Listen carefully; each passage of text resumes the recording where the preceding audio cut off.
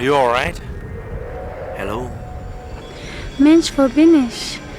Wie heißen Sie? Wow, you're French. And yet my microphone is very visible. But it's black on black. You can't see it. Okay, all right. Anyway. Hey, everybody. Netflix just came out with a new series called Agent Elvis. It's about Elvis being a secret agent in Las Vegas. Kind of freaked me out a little bit because for 30 years, Matt and I have been trying to get a series off the ground about a secret agent wannabe Elvis in Las Vegas. So we thought we'd make a video about this. Yeah, it was pretty weird to watch the trailer and to see it's like pretty much a lot of our ideas spun in a different way. Yeah, I did register with the Writers Guild of America back in the 90s. I started this in the mid-90s. Before everybody says, sue, sue! It's not the same. It's not the same concept. I mean, yeah, Elvis, secret agent, Las Vegas, okay, we get that. Ours is not a cartoon, although it's cartoonish. Is it supposed to do that? No. I wanted it like a live-action Simpsons, like Austin Powers. I love the 60s. I mean, I basically made a pop culture thing that was based on the stuff that I love, which is the 60s, secret agent stuff, you know, James Bond, Jetsons, secret stuff the government was doing in the Cold War, crazy experiments. And I made a series about it, a pilot/series, and I thought it'd be funny. I'll tell you real quick what it's about, real quick. This guy, he's not Elvis. He just kind of happens to look like him. He lives in Las Vegas. Now, the thing about Vegas is, back in the Cold War, the 50s and 60s, we just discovered nuclear power. We were just sending rockets into space. We didn't know what was possible. And the Cold War was going, and the Russians were doing crazy stuff. And everybody was like rushing to experiment with mind control beams and UFOs and death rays and stuff like that. Most of it didn't work, and they mothballed it in these secret sites all around. A lot of it's around here in Vegas. And I thought, that's a cool premise. It's kind of like X-Files, but cooler. And I said, what would happen if some local goofy guy from Vegas just happens to stumble upon this stuff, accidentally reactivate it, and get into trouble? I said, every episode he could discover a new secret device that was hidden from the 60s. So the series is basically this guy that just happens to look like Elvis. He's a secret agent wannabe. He's kind of goofy and bumbling, and he drives a jet car. They actually had turbine experimental cars in the 60s. So a lot of this stuff in this series was based on actual stuff they were playing with in the 60s, like turbine jet cars. So he has one of these. He lives in an old casino sign from a casino that no longer exists. I thought that would be cool, you know, pop culture architecture.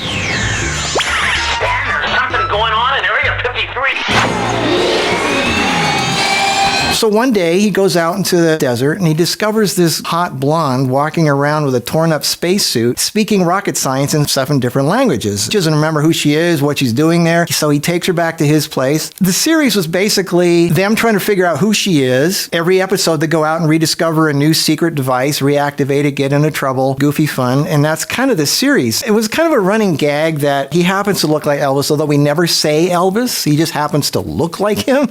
I mean, what's wrong with looking like somebody? Bonds. Savings bonds. I thought it'd be funny, well, what if that was a running gag and a thing? His dad, who's the mayor of the city, happens to look like Tom Jones. The police chief happens to look like Robert De Niro. And then the ground opened up, and I was like, oh, like that. And then a helicopter came out of the ground, and I was like, I swear it was here. Yeah, I think they've been watching too many episodes of The X-Files. A big metal plate. I said, come on. What in the... But we don't ever mention the names. These are just people that kind of look like famous people. And I think part of the problem was most people didn't want to touch it because they were afraid of the celebrities coming after us. And not only that, back then, this was in the 90s, most people didn't get it. They said, this is too weird. Like Elvis, the desert, secret stuff. It's just, I mean, this isn't a sitcom. It's just too weird. It's too out there. So that was part of it. Nobody got it. I think nowadays, stuff like this would just, I mean, the weirder the better.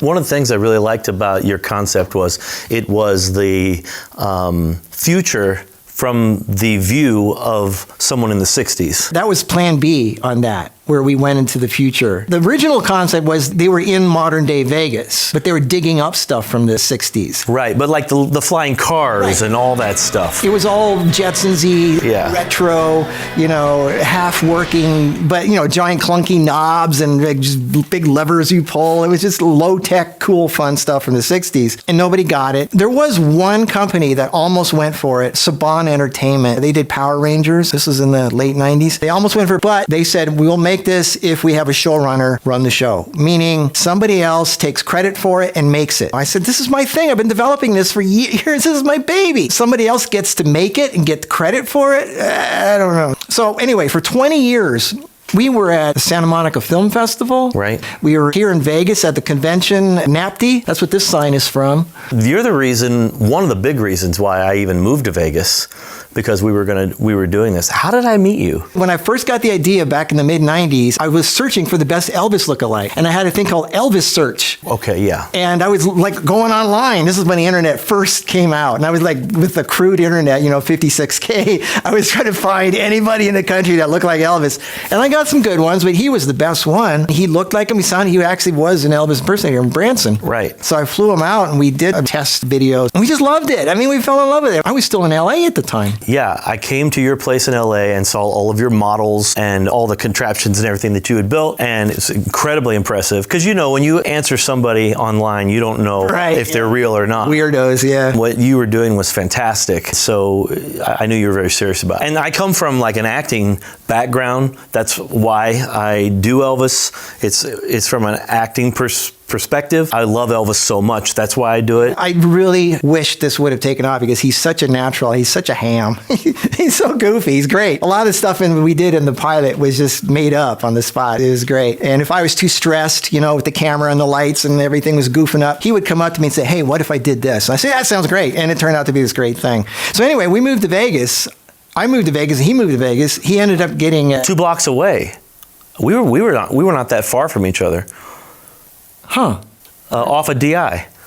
Oh, you lived there? I lived off of DI. You lived off of DI. It wasn't that far. Yeah, I came to your house more than you came to mine. I was busy. And then we had a premiere of the pilot at the Palms. All these dignitaries, like people flew out from all over the country. I was only half finished. I was still doing effects shots. People were already lining up at the theater. It was a VIP thing. We rented the Ghost Bar. Brandon Theaters lent us their #1 top THX theater. Lieutenant Governor was there. Lieutenant Governor came out. Well, she actually lent us her facility to make the pilot, to film it. And so all these special people were there. And I was still editing. We're down to like 45 minutes before the thing is going. The impersonators were entertaining the crowd and stuff. And I'm still at home editing the damn thing. I hadn't slept in 3 days. I've never gone this long without sleeping all my life. It was crazy. My brain was hurting. I had to rip the whole computer out of the wall, the processor, the screen, the hard drives, the toaster editing unit, and Drake, the whole thing. I walked it into the Palms and we hooked it up to the projector system. People were sitting under seats, and I was still editing the thing while people were like literally 10 minutes before it, and I don't even know if this thing could play because I hadn't rendered the final shot. It was still like 20 tracks of audio and video. I had no idea about this. I didn't know that part. It was like I was so there's nothing else I could have done, but rather that they hooked it up and there was no test runs, anything. Jack goes up front and warms up the crowd. I was still editing. People were clapping. I was still editing. That's nuts. And then finally the lights go down. I'm still editing, and I go, okay, that's it. I got to put play, and we just played right off the timeline. I had to tell the projection to turn up the audio. I can't hear it. I mean, there was so many, and then there was all these blank spots where it said shot missing, and people would laugh. And right. Oh wow. Anyway, so we went through so much for 20 years. I spent $250,000 in 20 years of my life to try to get it going. It was ahead of its time. Nobody got it. Nobody understood it. People were afraid of the likenesses and Elvis, and we tried contacting the Elvis estate, but people were just too afraid of it. It was too, branding sensitive or whatever. And then after a while, I said, okay, you know what? Forget the likenesses, the lookalikes. Obviously, people are too scared about it. And I said, and nobody gets the concept. So why don't we make it? Because I love the '60s. Why don't we set it in the future that we thought was going to exist in the '60s? So in other words, let's make the Jetsons. Right. But have him still in it and kind of roughly the same concept. But the whole, if you want to set it, they say in Hollywood, you got to say it in one line. Okay, it's the future we thought was going to be in the '60s. It's the Jetsons with Austin Powers type humor. But now, if I actually got a chance to do it again, I would do the original concept. It's cheaper to just set it in modern day. Right. But now that this thing came out, I don't know if people are going to think we copied them.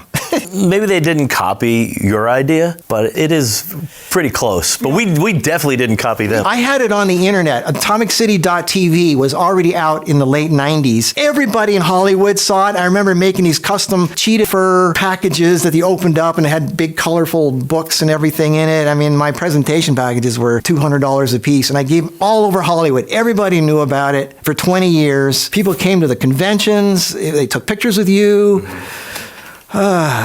We had a real car. I mean, we made the car. We actually made the car. Yeah. What happened to that? It's rotting in some field somewhere. It was so cool. Yeah, we bought an old Corvette, 85 Corvette, for $5,000 or something. Took the body off, had a custom shop make the futuristic car, and so it was actually a real car. And we took it out to Valley of Fire. You drove it. We had a helicopter chasing you. This is before drones existed. I think I blew out the clutch at least once or twice. It's okay. It looked cool. That's all that matters. Yeah, we put so much into that. Some people might say, well, why don't you try taking it to Netflix now? Well, yeah, they're going to go, we just did an Elvis secret agent thing. If you're not at the right place at the right time, or you don't know the right people, or I know it's all timing, it's who you know, it's God knows we put enough effort into it. Just the timing of it, because I think if it was introduced now, I think it would have some steam. Yeah, I mean, now that you have Amazon, Netflix, Hulu, and the crazier and more creative, the better. And now special effects are cheaper. You can do anything with special effects nowadays. Well, the whole Elvis concept is hot right now, too. Obviously, with the Elvis movie that came out, kids younger and younger are being introduced to Elvis, and this has nothing to do with Elvis, except it's just kind of the Elvis persona type of a thing. Hey, it's Vegas. For those of you who don't know us, who are here for the first time, put it out there that we had this Elvis secret agent, fun, Vegas, goofy, hilarious, what had Tom Jones music, all the Ingerbolt Humperdinck, all that fun stuff from the 60s, finger snappy music. It wouldn't have been dark. It wouldn't have been depressing. It would have been bright comic book colors, happy music. Yeah, it was very family friendly, but still, tongue-in-cheek and sarcastic humor, like The Simpsons, Exactly. And safe, but there's a lot of sarcastic innuendos and different things. Yeah. You never know where the future goes. Who knows what's going to happen? But I thought I'd just talk about it again because we put so much into it. And Matt's such a great actor. I get people now, even, in the last year or two, they'll message me and say, whatever happened to Atomic City? Where can I see a copy of it? It's getting to the point now where things are so easy to make. It's almost like if you get some effects guys who, computer guys who love to do this stuff, you could almost make it yourself and then charge people to watch it. YouTube, yeah. Well, I don't know. It's easier for people to say, oh, just make it on your own. Just make it in your garage. And that would take up all our time, all our life. You can't just donate the next 2 years of your life for free to do something that costs money. You did that once. Yeah. Yeah, I did it too many times. Yeah. I mean, I guess if you win the lottery, you could do that. Who knows? Who knows? We like to entertain. We're both entertainers. You like to watch stuff. Hey, we're both here in Vegas. Right? Still. Right? We're still alive. Still kicking. So where can people see you? I'm doing some. I don't really have a site. Website? No, I don't have a website anymore. My company has a website. We do corporate entertainment, but I do a big Christmas show tour every year on the East Coast. I do selective dates. Feel I'm drifting away.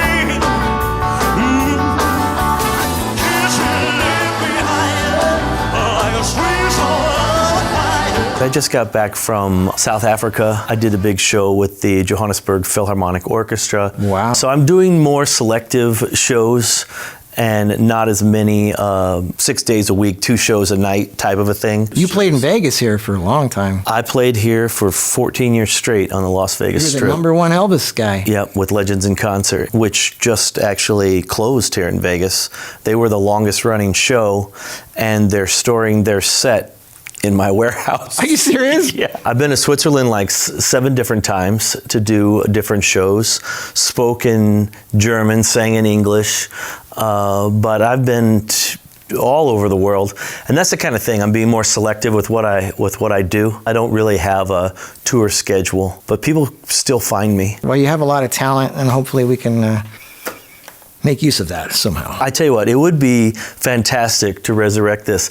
You know, I have like 5 things in my life that were like monumental, and this is one of those. One of the first ones that I did. This is definitely makes my top 5. I would love to resurrect it. It would be a lot of fun. Yeah, it would be fun. It's just fun to help entertain people, inspire them, give them something bright in their lives instead of all the dark stuff that's out there. It's a feel-good, fun entertainment. All right, well, thank you, everybody. Thanks, Matt, for coming. Absolutely. And we'll try to keep in touch if anything happens.